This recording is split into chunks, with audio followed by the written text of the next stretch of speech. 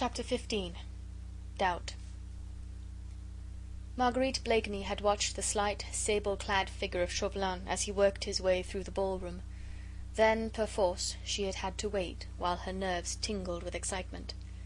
Listlessly she sat in the small, still, deserted boudoir, looking out through the curtained doorway on the dancing couples beyond. Looking at them, yet seeing nothing.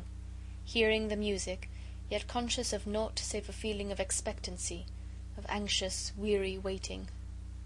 Her mind conjured up before her the vision of what was, perhaps at this very moment, passing downstairs.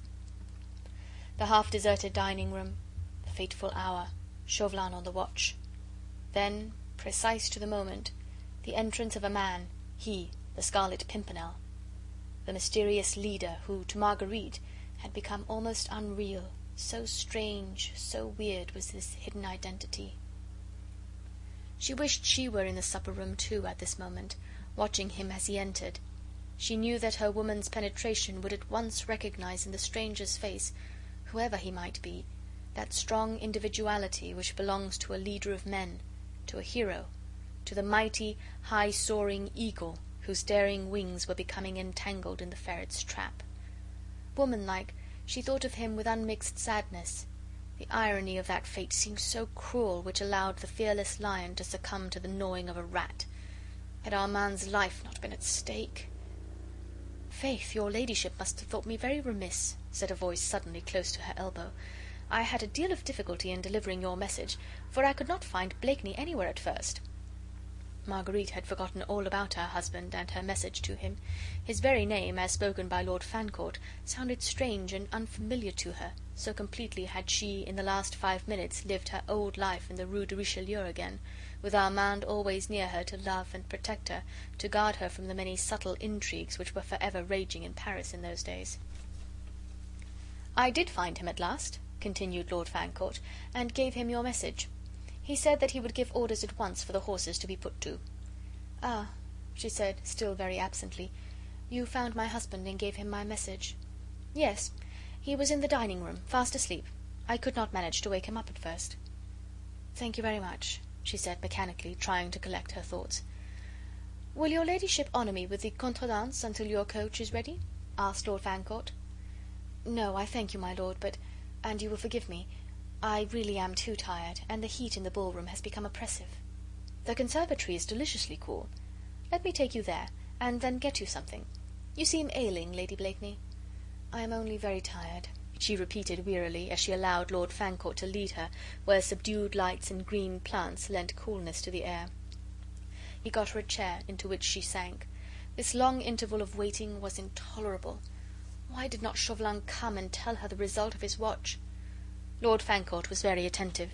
She scarcely heard what he said, and suddenly startled him by asking abruptly, "Lord Fancourt, did you perceive who was in the dining-room just now besides Sir Percy Blakeney?"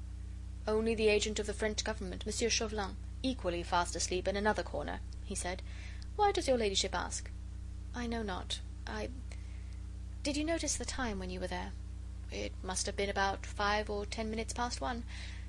I wonder what your ladyship is thinking about," he added, for evidently the fair lady's thoughts were very far away, and she had not been listening to his intellectual conversation. But indeed her thoughts were not very far away. Only one story below, in this same house, in the dining-room where sat Chauvelin still on the watch. Had he failed? For one instant that possibility rose before as a hope, the hope that the Scarlet Pimpernel had been warned by Sir Andrew, and that Chauvelin's trap had failed to catch his bird. But that hope soon gave way to fear. Had he failed? But then Armand. Lord Fancourt had given up talking since he found that he had no listener. He wanted an opportunity for slipping away, for sitting opposite to a lady, however fair, who is evidently not heeding the most vigorous efforts made for her entertainment, is not exhilarating, even to a cabinet minister. "Shall I find out if your ladyship's coach is ready?" he said at last, tentatively. "Oh, thank you. Thank you, if you would be so kind. I fear I am but sorry company, but I am really tired, and perhaps would be best alone." But Lord Fancourt went, and still Chauvelin did not come. Oh, what had happened? She felt Armand's fate trembling in the balance. She feared, now with a deadly fear, that Chauvelin had failed, and that the mysterious Scarlet Pimpernel had proved elusive once more. Then she knew that she need hope for no pity, no mercy from him. He had pronounced his either-or, and nothing less would content him. He was very spiteful, and would affect the belief that she had wilfully misled him, and having failed to trap the eagle once again, his revengeful mind would be content with the humble prey. Armand. Yet she had done her best, had strained every nerve for Armand's sake. She could not bear to think that all had failed. She could not sit still. She wanted to go and hear the worst at once. She wondered even that Chauvelin had not come yet to vent his wrath and satire upon her. Lord Grenville himself came presently to tell her that her coach was ready, and that Sir Percy was already waiting for her, ribbons in hand. Marguerite said farewell to her distinguished host. Many of her friends stopped her as she crossed the rooms, to talk to her and exchange pleasant au revoirs. The minister only took final leave of beautiful Lady Blakeney on the top of the stairs. Below, on the landing, a veritable army of gallant gentlemen were waiting to bid good-bye to the Queen of Beauty and Fashion, whilst outside, under the massive portico, Sir Percy's magnificent bays were impatient, pawing the ground. At the top of the stairs, just after she had taken final leave of her host, she suddenly saw Chauvelin. He was coming up the stairs slowly and rubbing his thin hands very softly together. There was a curious look on his mobile face, partly amused and wholly puzzled. As his keen eyes met Marguerite's, they became strangely sarcastic. "Monsieur Chauvelin," she said, as he stopped on the top of the stairs, bowing elaborately before her, "my coach is outside. May I claim your arm?" As gallant as ever, he offered her his arm and led her downstairs. The crowd was very great. Some of the minister's guests were departing, others were leaning against the banisters, watching the throng as it filed up and down the wide staircase. "Chauvelin," she said at last desperately, "I must know what has happened." "What has happened, dear lady?" he said, with affected surprise. "Where? When?" "You are torturing me, Chauvelin. I have helped you tonight. Surely I have the right to know. What happened in the dining room at 1 o'clock just now?" She spoke in a whisper, trusting that in the general hubbub of the crowd her words would remain unheeded by all, save the man at her side. Quiet and peace reigned supreme, fair lady.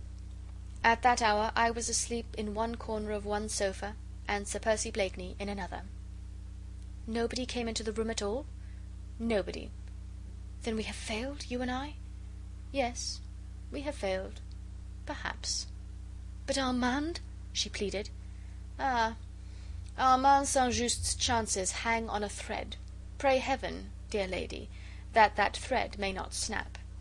"Chauvelin, I worked for you sincerely, earnestly. Remember—" "I remember my promise," he said quietly. "The day that the Scarlet Pimpernel and I meet on French soil, St. Just will be in the arms of his charming sister. Which means that a brave man's blood will be on my hands," she said with a shudder. "His blood or that of your brother. Surely at the present moment you must hope, as I do, that the enigmatical Scarlet Pimpernel will start for Calais to-day." "I am only conscious of one hope, citoyen." "And that is?" "That Satan, your master, will have need of you elsewhere before the sun rises to-day." "You flatter me, citoyenne."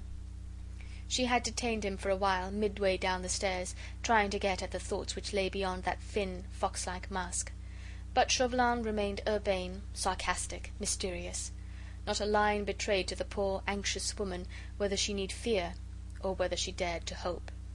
Downstairs on the landing she was soon surrounded. Lady Blakeney never stepped from any house into her coach without an escort of fluttering human moths around the dazzling light of her beauty. But before she finally turned away from Chauvelin, she held out a tiny hand to him, with that pretty gesture of childish appeal which was essentially her own. "Give me some hope, my little Chauvelin," she pleaded. With perfect gallantry he bowed over that tiny hand, which looked so dainty and white through the delicately transparent black lace mitten, and kissing the tips of the rosy fingers, "Pray heaven that the thread may not snap," he repeated, with his enigmatic smile. And stepping aside, he allowed the moths to flutter more closely round the candle, and the brilliant throng of the jeunesse dorée, eagerly attentive to Lady Blakeney's every movement, hid the keen, fox-like face from her view. End of chapter 15. Chapter 16. Richmond. A few minutes later she was sitting, wrapped in cosy furs, near Sir Percy Blakeney on the box seat of his magnificent coach, and the 4 splendid bays had thundered down the quiet street. The night was warm in spite of the gentle breeze which fanned Marguerite's burning cheeks. Soon London houses were left behind, and rattling over old Hammersmith Bridge, Sir Percy was driving his bays rapidly towards Richmond.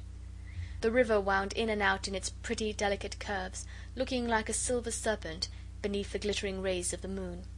Long shadows from overhanging trees spread occasional deep palls right across the road. The bays were rushing along at breakneck speed, held but slightly back by Sir Percy's strong, unerring hands. These nightly drives after balls and suppers in London were a source of perpetual delight to Marguerite, and she appreciated her husband's eccentricity keenly, which caused him to adopt this mode of taking her home every night to their beautiful home by the river, instead of living in a stuffy London house.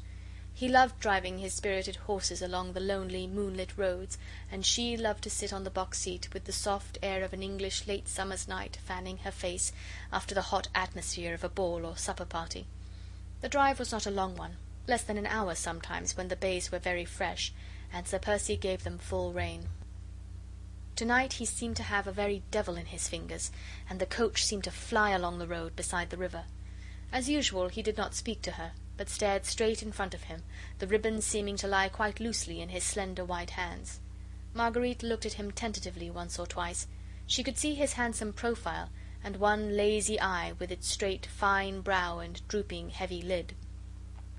The face in the moonlight looked singularly earnest, and recalled to Marguerite's aching heart those happy days of courtship, before he had become the lazy nincompoop, the effete fop, whose life seemed spent in card and supper-rooms. But now, in the moonlight, she could not catch the expression of the lazy blue eyes. She could only see the outline of the firm chin, the corner of the strong mouth, the well-cut, massive shape of the forehead. Truly, nature had meant well by Sir Percy. His faults must all be laid at the door of that poor, half-crazy mother, and of the distracted, heart-broken father, neither of whom had cared for the young life which was sprouting up between them, and which, perhaps, their very carelessness was already beginning to wreck. Marguerite suddenly felt intense sympathy for her husband. The moral crisis she had just gone through made her feel indulgent towards the faults, the delinquencies of others. How thoroughly a human being can be buffeted and overmastered by fate had been borne in upon her with appalling force. Had any one told her a week ago that she would stoop to spy upon her friends, that she would betray a brave and unsuspecting man into the hands of a relentless enemy, she would have laughed the idea to scorn. Yet she had done these things. Anon, perhaps, the death of that brave man would be at her door, just as 2 years ago the Marquis de St. Cyr had perished through thoughtless words of hers. But in that case she was morally innocent. She had meant no serious harm. Fate merely had stepped in. But this time she had done a thing that obviously was base, had done it deliberately, for a motive which, perhaps, high moralists would not even appreciate. As she felt her husband's strong arm beside her, she also felt how much more he would dislike and despise her if he knew of this night's work. Thus human beings judge of one another with but little reason and no charity. She despised her husband for his inanities and vulgar, unintellectual occupations, and he, she felt, would despise her still worse, because she had not been strong enough to do right for right's sake, and to sacrifice her brother to the dictates of her conscience. Buried in her thoughts, Marguerite had found this hour in the breezy summer night all too brief, and it was with a feeling of keen disappointment that she suddenly realized that the bays had turned into the massive gates of her beautiful English home. Sir Percy Blakeney's house on the river has become a historic one. Palatial in its dimensions, it stands in the midst of exquisitely laid-out gardens, with a picturesque terrace and frontage to the river. Built in Tudor days, the old red brick of the walls looks eminently picturesque in the midst of a bower of green, the beautiful lawn with its old sundial adding the true note of harmony to its foregrounds, and now, on this warm, early autumn night, the leaves slightly turned to russets and gold, the old garden looked singularly poetic and peaceful in the moonlight. With unerring precision, Sir Percy had brought the 4 bays to a standstill immediately in front of the fine Elizabethan entrance hall. In spite of the late hour, an army of grooms seemed to have emerged from the very ground as the coach had thundered up, and were standing respectfully round. Sir Percy jumped down quickly, then helped Marguerite to alight. She lingered outside for a moment whilst he gave a few orders to one of his men. She skirted the house and stepped onto the lawn, looking out dreamily into the silvery landscape. Nature seemed exquisitely at peace in comparison with the tumultuous emotions she had gone through. She could faintly hear the ripple of the river, and the occasional soft and ghost-like fall of a dead leaf from a tree. All else was quiet round her. She had heard the horses prancing as they were being led away to their distant stables, the hurrying of servants' feet as they had all gone within to rest. The house also was quite still. In two separate suites of apartments, just above the magnificent reception rooms, lights were still burning. They were her rooms and his, well divided from each other by the whole width of the house, as far apart as their own lives had become. Involuntarily she sighed. At that moment she could really not have told why. She was suffering from unconquerable heartache. Deeply and achingly she was sorry for herself. Never had she felt so pitiably lonely, so bitterly in want of comfort and of sympathy. With another sigh she turned away from the river towards the house, vaguely wondering if, after such a night, she could ever find rest and sleep.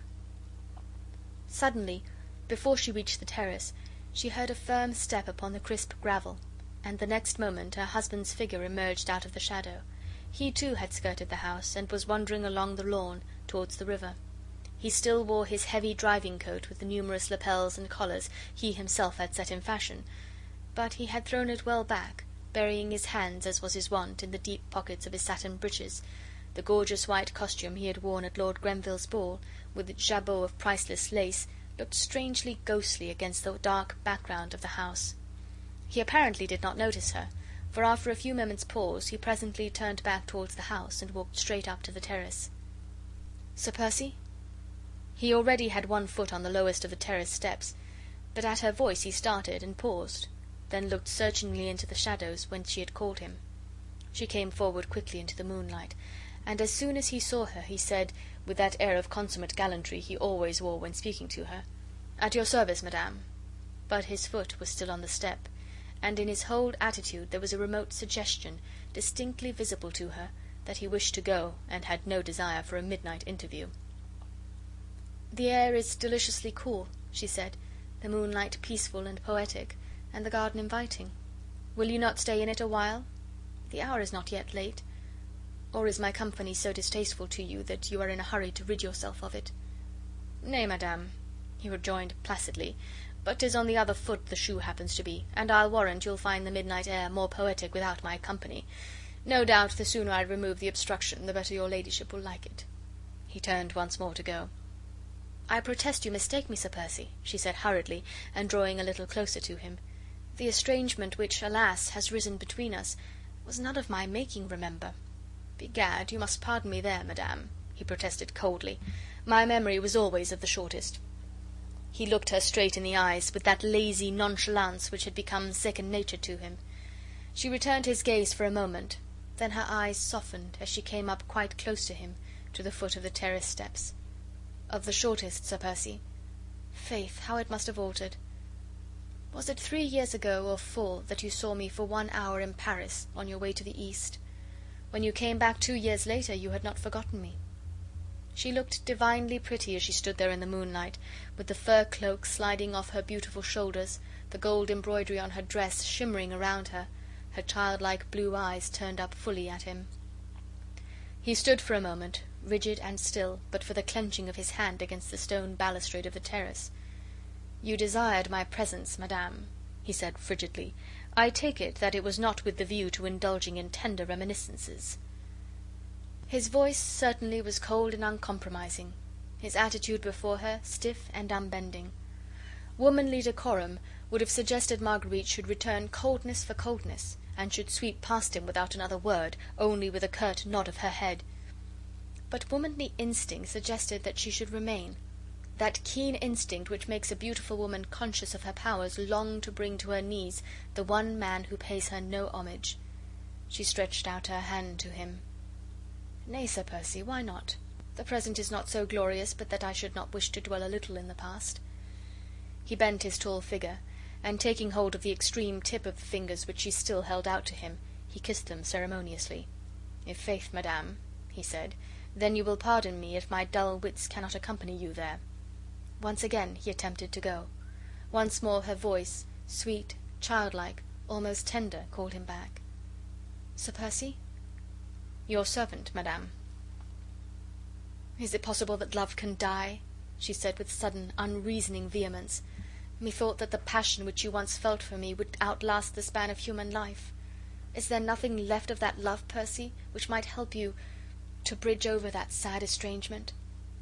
His massive figure seemed, while she spoke thus to him, to stiffen still more. The strong mouth hardened. A look of relentless obstinacy crept into the habitually lazy blue eyes. "With what object, I pray you, madame?" he asked coldly. "I do not understand you."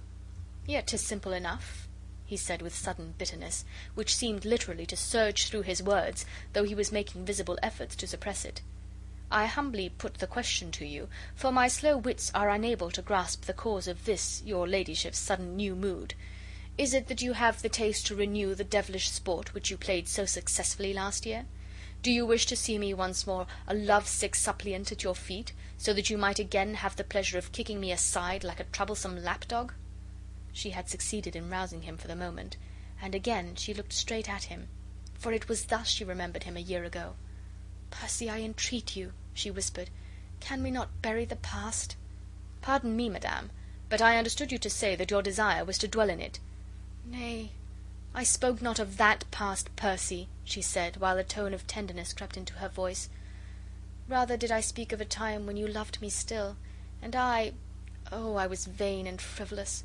Your wealth and position allured me. I married you, hoping in my heart that your great love for me would beget in me a love for you. But alas!" The moon had sunk low behind a bank of clouds. In the east a soft grey light was beginning to chase away the heavy mantle of the night. He could only see her graceful outline now, the small queenly head with its wealth of reddish golden curls, and the glittering gems forming the small star-shaped red flower which she wore as a diadem in her hair. 24 hours after our marriage, madame, the Marquis de St. Cyr and all his family perished on the guillotine, and the popular rumour reached me that it was the wife of Sir Percy Blakeney who helped to send them there. Nay, I myself told you the truth of that odious tale. Not till after it had been recounted to me by strangers, with all its horrible details. And you believed them then and there, she said with great vehemence, without a proof or question. You believed that I, whom you vowed you loved more than life, whom you professed you worshipped, that I could do a thing so base as these strangers chose to recount. You thought I meant to deceive you about it all, that I ought to have spoken before I married you. Yet had you listened, I would have told you that up to the very morning on which St. Cyr went to the guillotine I was straining every nerve, using every influence I possessed to save him and his family. But my pride sealed my lips, when your love seemed to perish as if under the knife of that same guillotine. Yet I would have told you how I was duped. I, whom that same popular rumour had endowed with the sharpest wits in France. I was tricked into doing this thing by men who knew how to play upon my love for an only brother, and my desire for revenge. Was it unnatural?" Her voice became choked with tears. She paused for a moment or two, trying to regain some sort of composure. She looked appealingly at him, almost as if he were her judge. He had allowed her to speak on in her own vehement, impassioned way, offering no comment, no word of sympathy, and now, while she paused, trying to swallow down the hot tears that gushed to her eyes, he waited, impassive and still. The dim grey light of early dawn seemed to make his tall form look taller and more rigid. The lazy, good-natured face looked strangely altered. Marguerite, excited as she was, could see that the eyes were no longer languid, the mouth no longer good-humoured and inane. A curious look of intense passion seemed to glow from beneath his drooping lids. The mouth was tightly closed, the lips compressed, as if the will alone held that surging passion in check. Marguerite Blakeney was, above all, a woman, with all a woman's fascinating foibles, all a woman's most lovable sins. She knew in a moment that for the past few months she had been mistaken, that this man who stood here before her, cold as a statue, when her musical voice struck upon his ear, loved her as he had loved her a year ago, that his passion might have been dormant, but that it was there, as strong, as intense, as overwhelming as when first her lips met his in one long maddening kiss. Pride had kept him from her, and womanlike she meant to win back that conquest which had been hers before. Suddenly it seemed to her that the only happiness life could ever hold for her again would be in feeling that man's kiss once more upon her lips. "Listen to the tale, Sir Percy," she said, and her voice was low, sweet, infinitely tender. "Armand was all in all to me. We had no parents, and brought one another up. He was my little father, and I his tiny mother. We loved one another so. Then one day, do you mind me, Sir Percy? The Marquis de St. Cyr had my brother Armand thrashed by his lackeys, that brother whom I loved better than all the world. And his offence? That he, a plebeian, had dared to love the daughter of the aristocrat. For that he was waylaid and thrashed like a dog within an inch of his life. Oh, how I suffered! His humiliation had eaten into my very soul. When the opportunity occurred, and I was able to take my revenge, I took it. But I only thought to bring that proud Marquis to trouble and humiliation. He plotted with Austria against his own country. Chance gave me knowledge of this. I spoke of it. But I did not know. How could I guess? They trapped and duped me. When I realized what I had done, it was too late." "It is perhaps a little difficult, madame," said Sir Percy, after a moment of silence between them, "to go back over the past. I have confessed to you that my memory is short, but the thought certainly lingered in my mind that, at the time of the Marquis's death, I entreated you for an explanation of those same noisome popular rumours. If that same memory does not, even now, play me a trick, I fancy that you refused me all explanation then, and demanded of my love a humiliating allegiance it was not prepared to give. I wished to test your love for me, and it did not bear the test. You used to tell me that you drew the very breath of life but for me, and for love of me.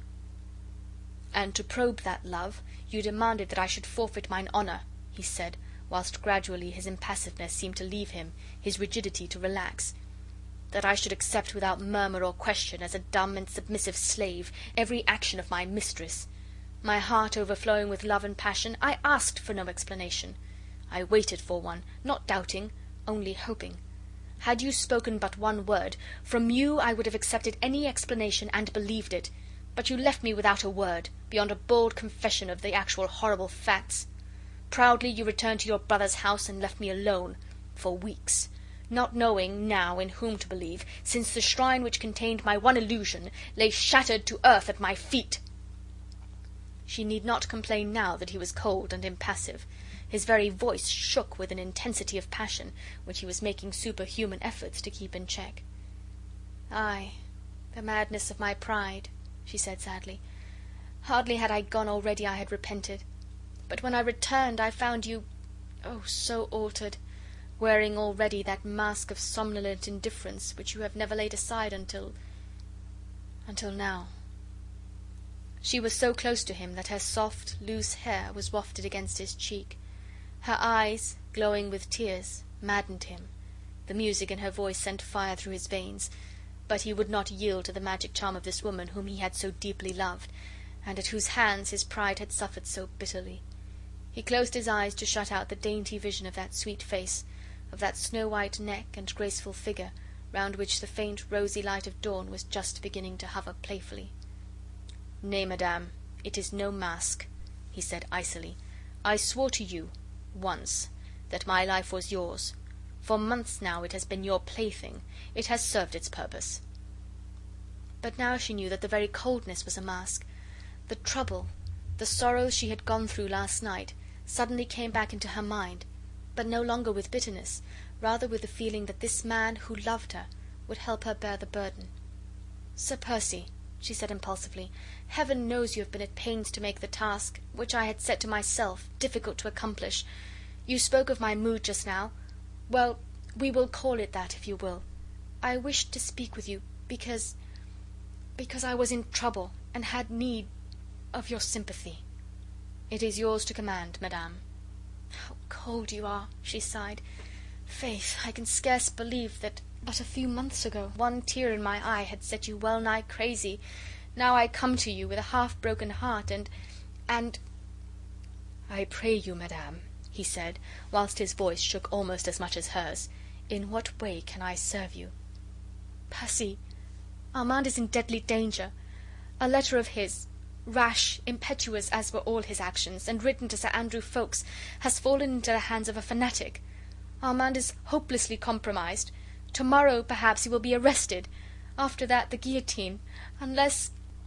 Oh, it is horrible," she said with a sudden wail of anguish, as all the events of the past night came rushing back to her mind. "Horrible! And you do not understand. You cannot. And I have no one to whom I can turn for help, or even for sympathy." Tears now refused to be held back. All her trouble, her struggles, the awful certainty of Armand's fate overwhelmed her. She tottered, ready to fall, and leaning against the stone balustrade, she buried her face in her hands and sobbed bitterly. At first mention of Armand St. Just's name, and of the peril in which he stood, Sir Percy's face had become a shade more pale, and the look of determination and obstinacy appeared more marked than ever between his eyes.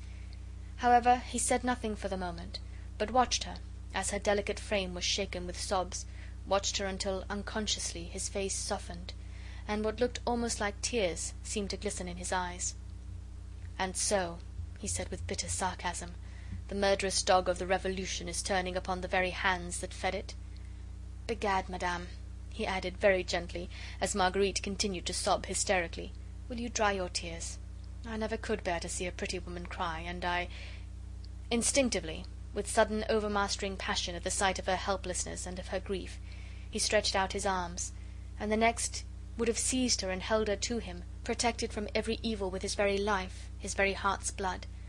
But pride had the better of it in this struggle once again. He restrained himself with a tremendous effort of will, and said coldly, though still very gently, "Will you not turn to me, madame, and tell me in what way I may have the honour to serve you?" She made a violent effort to control herself, and turning her tear-stained face to him, she once more held out her hand, which he kissed with the same punctilious gallantry. But Marguerite's fingers this time lingered in his hand for a second or two longer than was absolutely necessary, and this was because she had felt that his hand trembled perceptibly and was burning hot, whilst his lips felt as cold as marble. "Can you do aught for Armand?" she said sweetly and simply. "You have so much influence at court, so many friends." "Nay, madame. Should you not seek the influence of your French friend, Monsieur Chauvelin? His extends, if I mistake not, even as far as the Republican government of France." "I cannot ask him, Percy. Oh, I wish I dared to tell you. But he has put a price on my brother's head which..." She would have given worlds if she had felt the courage then to tell him everything.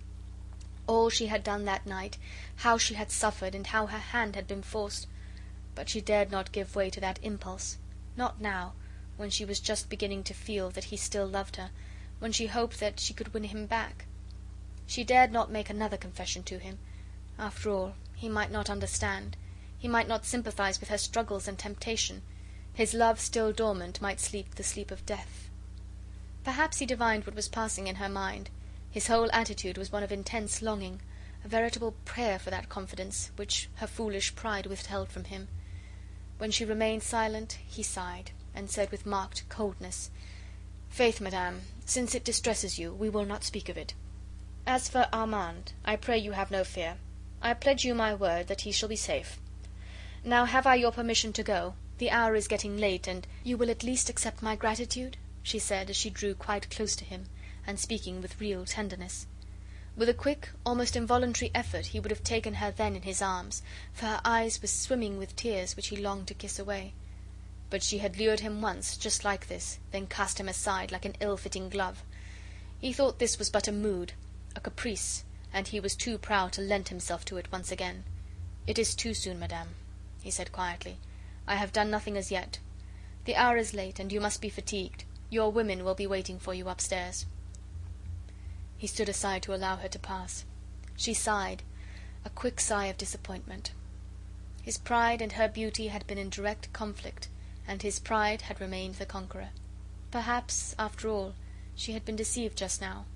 What she took to be the light of love in his eyes might only have been the passion of pride, or, who knows, of hatred instead of love. She stood looking at him for a moment or two longer. He was again as rigid, as impassive as before. Pride had conquered, and he cared naught for her. The grey light of dawn was gradually yielding to the rosy light of the rising sun.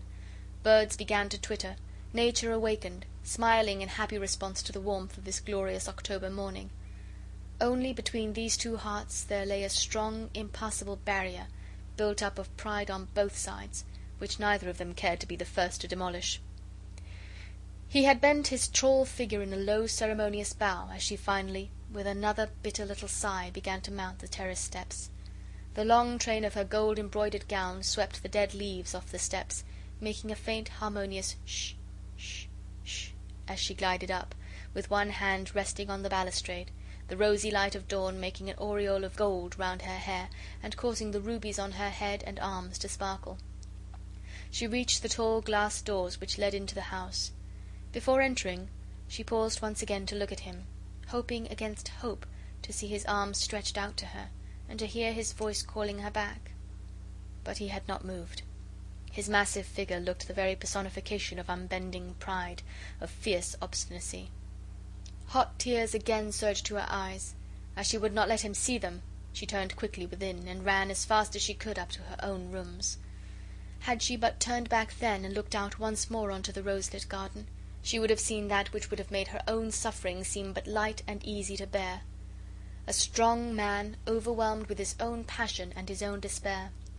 Pride had given way at last. Obstinacy was gone. The will was powerless. He was but a man, madly, blindly, passionately in love, and as soon as her light footsteps had died away within the house, he knelt down upon the terrace steps, and in the very madness of his love he kissed, one by one, the places where her small foot had trodden, and the stone balustrade there where her tiny hand had rested last. End of chapter 16.